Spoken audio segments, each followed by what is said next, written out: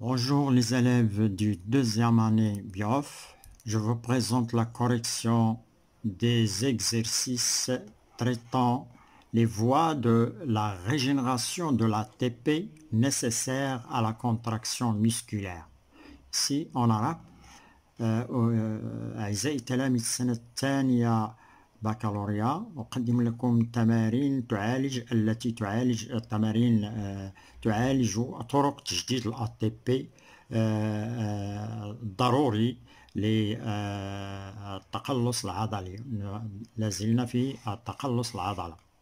Partie 2, raisonnement scientifique et expression écrite et graphique. Exercice numéro 1 sur 4 points. Examen du baccalauréat. Ici, cet exercice est extrait de l'examen du baccalauréat deuxième année, du baccalauréat année 2010. L'année 2010, option PC, section normale. L'activité musculaire. Alors, l'activité musculaire exige la présence continue des molécules d'ATP qui approvisionnent la cellule musculaire en énergie nécessaire à sa contraction. En arabe, النشاط العضلي يتطلب النشاط العضلي تواجد المستمر لجزيئات الATP التي تزود الخلايا العضلية بالطاقة الضرورية لتقلصها. Afin de déterminer les voies de régénération de ces molécules dans la cellule musculaire, afin de déterminer les voies de régénération de ces molécules, c'est-à-dire les molécules d'ATP dans la cellule musculaire, on propose les données suivantes. Afin de déterminer les voies طرق تجديد جزيئات الATP في الخلية العضلية نقترح عليك المعطيات التالية. Le document 1 présente la concentration de l'ATP dans le muscle et la quantité d'énergie. Donc le document 1, il présente la concentration d'ATP dans le muscle, c'est-à-dire dans les cellules musculaires, et la quantité d'énergie équivalente, ainsi que la consommation d'énergie au cours d'un effort musculaire chez une personne qui pèse 70 kg. الوثيقة واحد تمثل الوثيقة واحد تركيز الATP في العضلة، وكذلك وكمية الطاقة التي تساويها وكمية الطاقة المساوية لها equivalent المساوية لها وكمية الطاقة. الوثيقة واحد تمثل تركيز الATP في العضلة وكمية الطاقة المساوية لها، وكذلك استهلاك الطاقة وكمية استهلاك الطاقة في أثناء au cours, ainsi que la consommation d'énergie au cours d'un effort musculaire chez une personne qui pèse 70 kg. ainsi وكذلك استهلاك الطاقي خلال أو أثناء المجهود العضلي عند شخص يزن 70 كيلوغرام. Alors, en exploitant les données du document 1, voyons ce document 1, montrer l'importance, voyons ce document 1, montrer l'importance d'un renouvellement continu des molécules d'ATP dans les muscles. En exploitant les données du document 1, voilà le document 1, c'est un tableau dans lequel il y a concentration d'ATP dans les muscles en millimoles et la quantité d'énergie équivalente à cette concentration, la quantité d'énergie, voilà, et aussi la quantité d'énergie consommée par les muscles au cours de l'effort musculaire en kilojoules. Ici, l'énergie en kilojoules. Alors, en exploitant les données du document 1, montrer l'importance d'un renouvellement continu des molécules d'ATP dans les muscles. En arabe ici, باستغلال المعطيات الوثيقة واحد التي تمثل المعطيات تركيز الATP في العضلة بالمليمول وكمية الطاقة المتساوية لهذه الكمية، وكذلك كمية الطاقة المستهلكة خلال المجهود العضلي.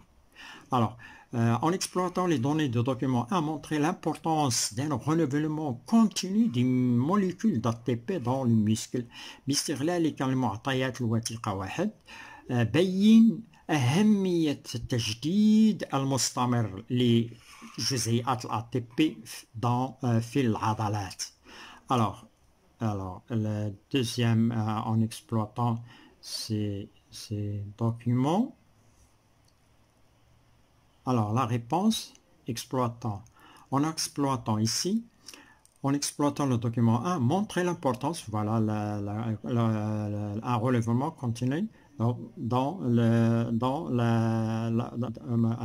relèvement continu des molécules d'ATP dans les muscles. C'était la même question, je l'ai mise en bas pour répondre. Exploitation du document 1. Celui-là, exploitation de ce document 1. Alors,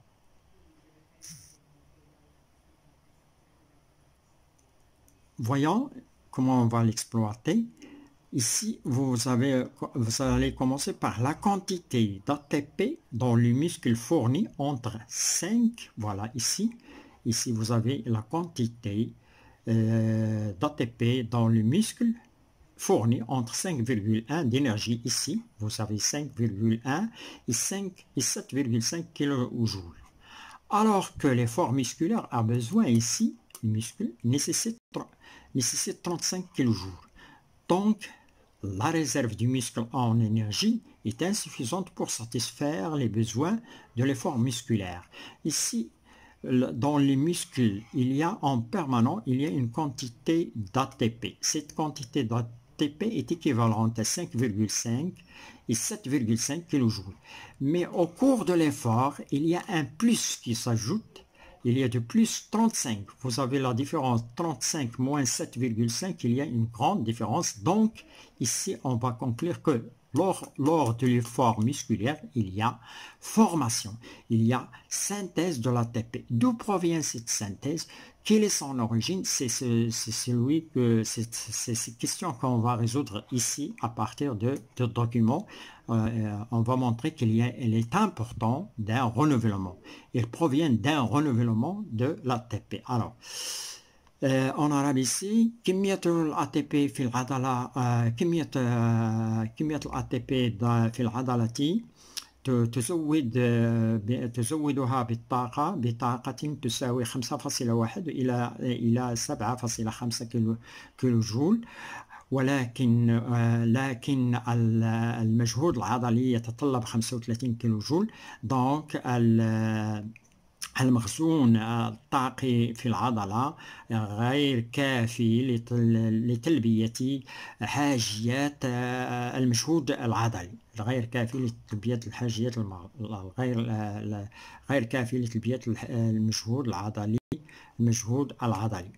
Pour que l'activité musculaire puisse avoir lieu de façon continue, il faut un renouvellement continu de la molécule d'ATP dans le muscle.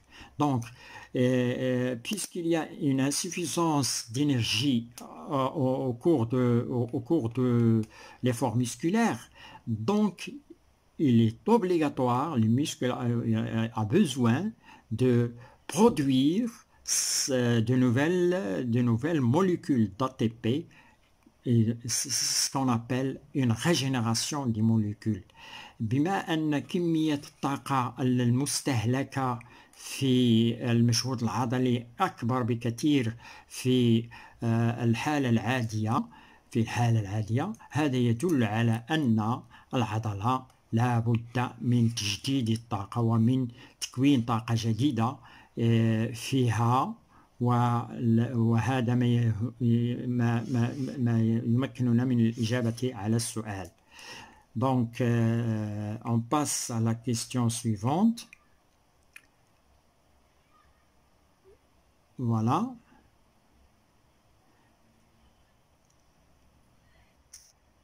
Alors, la question suivante. La figure A de document 2 on passe maintenant au document 2, montre l'évolution de l'acide lactique, de la phosphocréatine et des molécules d'ATP au cours d'une course de 100 mètres. الشكل A الشكل ألف في الوثيقة 2 تبين تطور الحمض اللبني والفوسفوكرياتين وجزيئات الATP أثناء سباق 100 mètres. La figure B, donc vous avez deux figures, la figure B du même document montre l'évolution de la consommation de dioxygène au cours d'un effort musculaire de longue durée.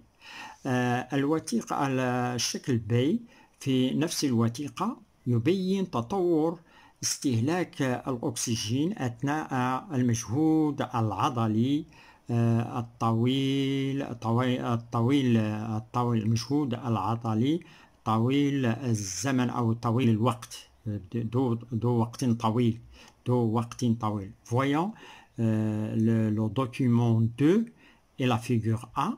Voilà la figure A. C'est un ensemble de courbes. Concentration, on vous a dit dans l'énoncé, concentration de l'acide lactique dans le sang et la vitesse de la course. Et vous avez ici concentration d'ATP, créatine dans le muscle en millimoles par kilogramme. Donc vous avez vitesse, voilà la vitesse de la personne qui est qui fait la course de 100 mètres.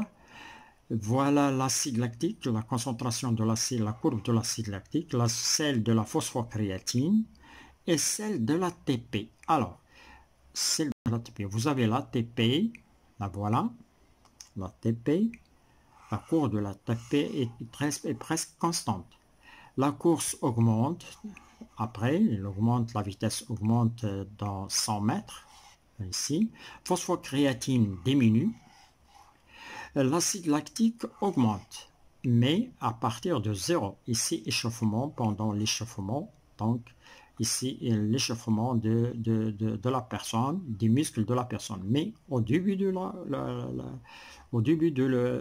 la course, voilà, départ de la course, vous avez ici la phosphocréatine, vous avez ici l'ATP, vous avez ici l'acide lactique. Alors, les questions, le document 1, figure A, les questions qui sont posées sur ce document, le document 2, il représente ici consommation de l'oxygène en fonction d'un effort musculaire, cas d'un effort musculaire de longue durée, c'est-à-dire de longue durée à un temps très grand, ici, la concentration de l'oxygène. On parle ici d'une courbe de la concentration de l'oxygène pendant un effort musculaire ou bien un effort physique de longue durée. هنا استهلاك الأكسجين في أثناء حالة أو أثناء المجهود العضلي ذو الوقت الطويل. Alors, la question qui est posée sur le document 1, le document figure A, c'est celui-là, des courbes, voilà. Décrivez les résultats des mesures.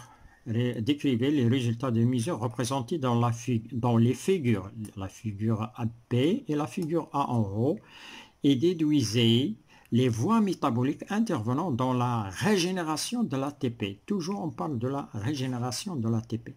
En arabe ici, صف نتائج القياسات الممثلة في الشكل في الأشكال الممثلة في أشكال الوثيقة في أشكال A و B في الأشكال A و B للوثيقة 2 هنا الوثيقة 2 واستنتج طرق الاستقلاب المتدخلة في تجديد الATP Alors, la réponse, description des résultats, voilà la réponse. Alors, description, ici on vous demande de décrire les résultats des mesures représentées dans les figures A et B. Donc, description, la figure A. Dans la figure A, au cours de l'exercice musculaire, la concentration de l'ATP dans le muscle reste constante. Voilà, si vous avez, voilà, la quantité d'ATP reste constante ici, au cours de l'exercice. Au cours de l'exercice musculaire, la concentration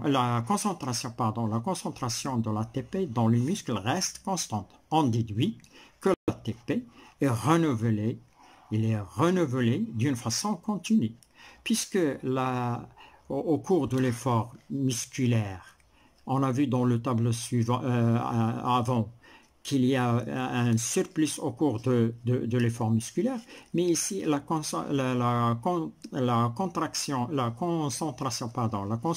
de l'ATP reste constante pendant l'effort. Donc il y a l'effort, il faut qu'il y ait une augmentation de l'ATP, mais puisqu'il est constante, ça veut dire que l'ATP il est synthétisé, il est formé par les cellules, mais il est consommé dans l'effort, ce qui rend sa concentration constante.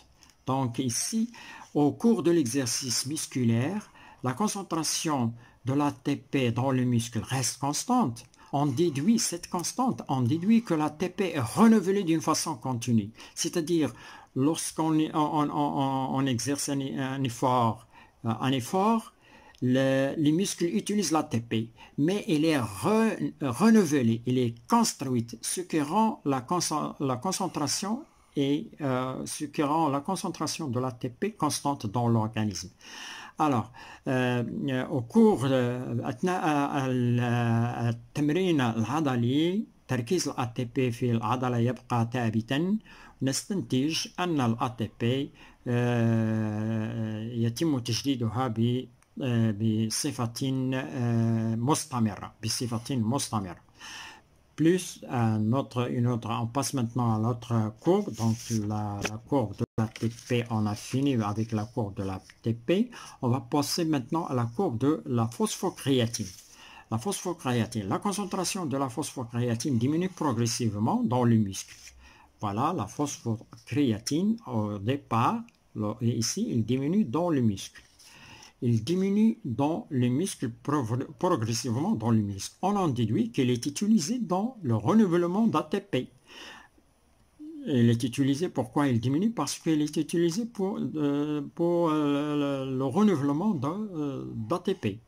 Utilisé dans la contraction musculaire, dans l'effort musculaire, selon la réaction suivante, CP plus ADP donne C plus ATP. Qu'est-ce que ça veut dire?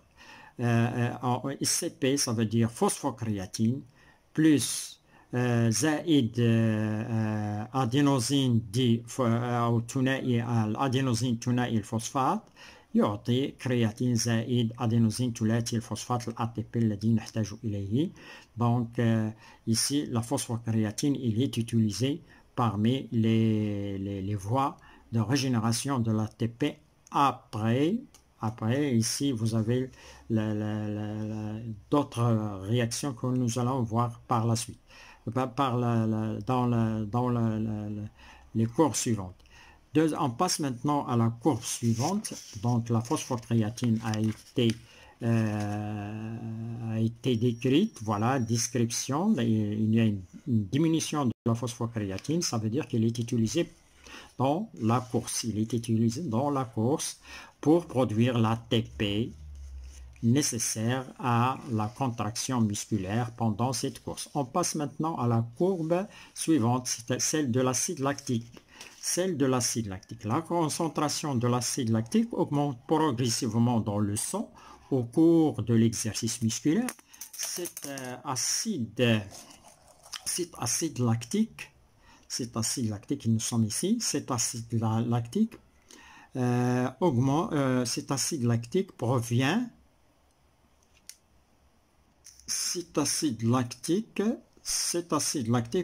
de la fermentation.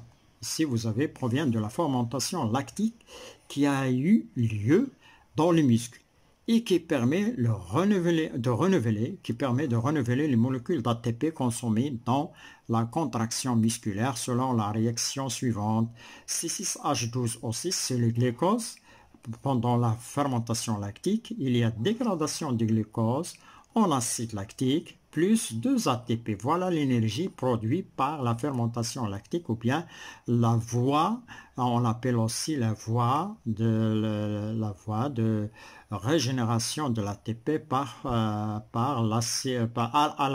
lactique, renouvellement lactique, c'est-à-dire une régénération de l'ATP ou bien régénération de l'ATP, oui, par voie lactique, c'est-à-dire par la fermentation lactique. Voilà la réaction, voilà l'ATP qui provient.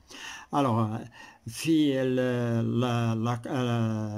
en arabe, تركيز الحمض اللبني يزداد تدريجيا في الدم أثناء التمرين العضلي، وهذا الحمض اللبني آت من التخمر اللبني، وهذا الحمض اللبني آت من التخمر اللبني الذي حدث في داخل العضلات، والذي يمكن من تجديد جزيئات الATP المستهلكة أثناء التقلص العضلي حسب المعادلة التالي، أو حسب التفاعل التالي C6H12O6 يعطي حمض لبني زائد الATP. On passe maintenant à la figure. On a fini par la figure. On a fini par la figure A. On passe à la figure B. Alors, la figure B, comme je dois revenir sur cette figure, la voilà. Ici, vous avez une courbe, ici, la courbe de consommation d'oxygène. Il augmente très vite, puis elle reste constante. Consommation d'oxygène au cours d'un effort musculaire.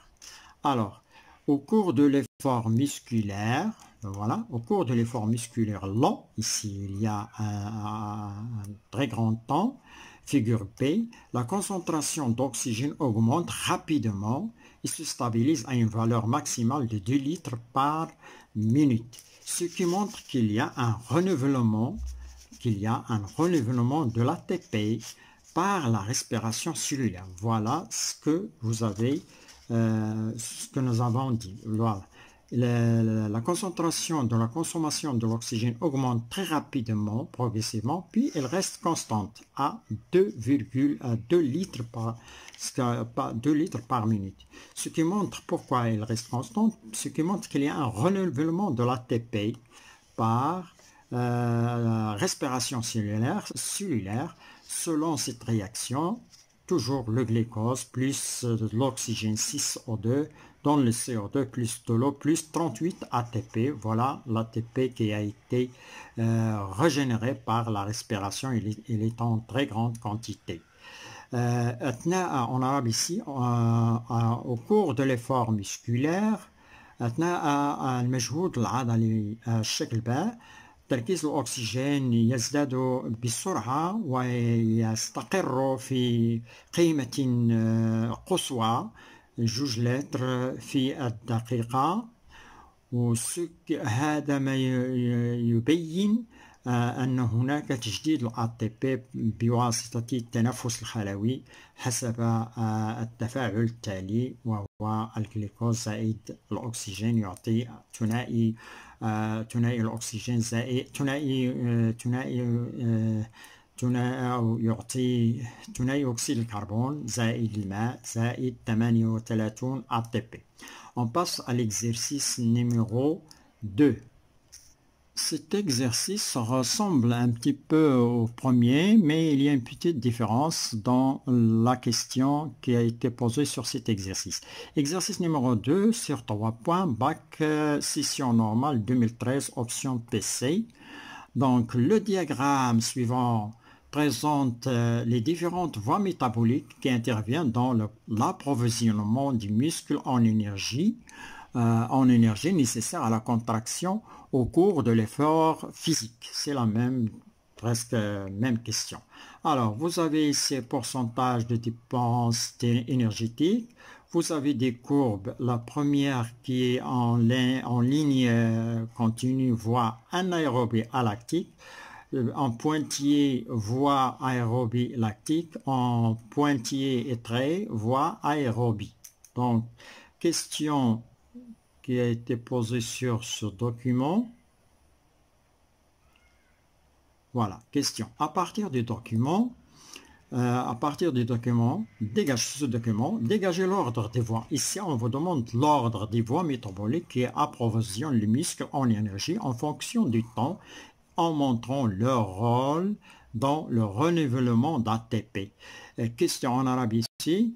انطلاقا من الوثيقة استخرج ترتيب طرق الاستقلاب التي تزود العضلة بالطاقة بحسب الزمن وبين ومع توضيح مع تبيين أو مع توضيح دور هذه الطرق في تجديد الATP. Alors, au début de l'effort musculaire, ici, au début de l'effort musculaire, ici, à 0, au début de l'effort musculaire, les muscles utilisent essentiellement la voie anaérobie alactique. Voilà la voie aérobie alactique. Voilà, si je recule un petit peu,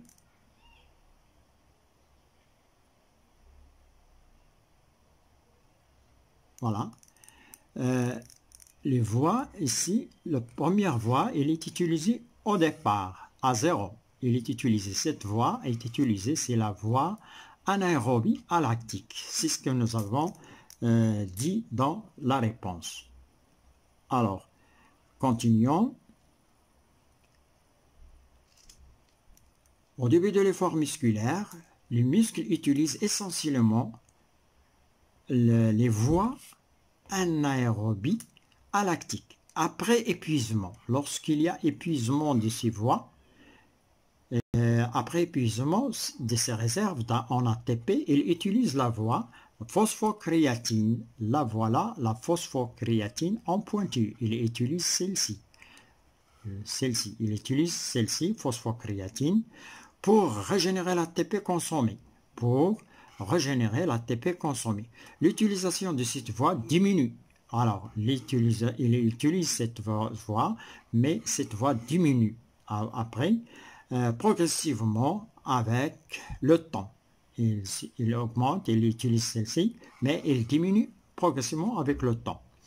En parallèle, le muscle utilise la voie anaérobie lactique. C'est celle-ci qui est anaérobie lactique ici. C'est la deuxième, pardon. Ici, vous avez celle-ci, c'est la première. La deuxième, c'est alactique. Ici, l'utilisation de cette voie diminue progressivement. Voilà, la voie alactique diminue progressivement. Et cette voie diminue progressivement avec le temps. En parallèle, le muscle utilise la voie anaérobie lactique. En parallèle, lorsque celle-ci diminue, il va utiliser la voie aérobie lactique. Oui, lactique, c'est-à-dire par la fermentation lactique. C'est-à-dire la fermentation lactique qui permet la régénération. Donc, après la voie alactique, voilà, après la voie, vous avez la première voie, la voie lactique, voie alactique ici, puis on passe maintenant à voie lactique, qui est la fermentation lactique, qui permet de régénérer l'ATP permet la régénération de l'ATP. Point. Après 50, ici, après 50 secondes, l'utilisation de cette voie, il commence à diminuer. Voilà, si je suis, l'utilisation après 50 secondes, l'utilisation de cette voie diminue progressivement alors que la voie aérobie, Voilà, la voie aérobie.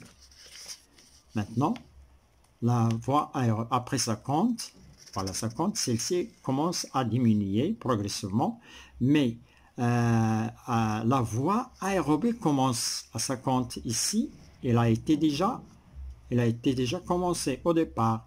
Elle commence, la voie aérobie, celle-ci, voie aérobie commence à augmenter. C'est ce que nous allons ici, diminution progressivement alors que la voie aérobie commence. Il s'agit de, la voie aérobie commence, il s'agit de la respiration cellulaire qui permet de régénérer l'ATP pour une longue durée. Et merci d'avoir suivi cette vidéo. On se retrouve dans la prochaine vidéo.